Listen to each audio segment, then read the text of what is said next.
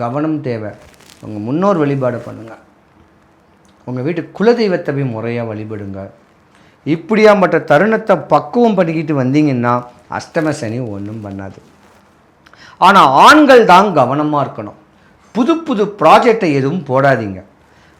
ஒரு கடன் வாங்கி ஒரு கார் வாங்காதீங்க. ஒரு கடன் வாங்கி ஒரு இடம் வாங்காதீங்க. கடன் வாங்கினா கட்ட முடியாத ஒரு சூழ்நிலை உங்களுக்கு வந்துடும். ஏன்னா உடல் ரீதியான ஒரு பிரச்சனைகளை இந்த அஷ்டம சனி உண்டு பண்ணும். உடல் ரீதியான ஒரு பிரச்சனையவும் உண்டு பண்ணும். அப்போ தட கிரகம் சனீஸ்வர பகவான். உங்கள் காரியங்கள் சித்தியாகாமல் உங்கள் காரியத்துக்கு ஒரு முட்டுக்கட்டை போடக்கூடிய தருணங்கள் ஏற்படக்கூடிய நேரம் இது. செய்தொழிலேயே என்ன தொழில் செய்கிறோமோ அந்த தொழிலையே பக்குவம் பண்ணிக்கிட்டு வாங்க. 40 வயசு 45 வயசுக்கு மேலே இருக்கக்கூடிய ஆண்களாக இருந்தாலும் சரி, பெண்களாக இருந்தாலும் சரி, உங்கள் உடல்நல குறைவுக்கு பங்கம் விளைவிக்கக்கூடியவங்க உங்கள் குடும்பத்தாரே இருப்பாங்க. கவனமாக இருக்கணும்.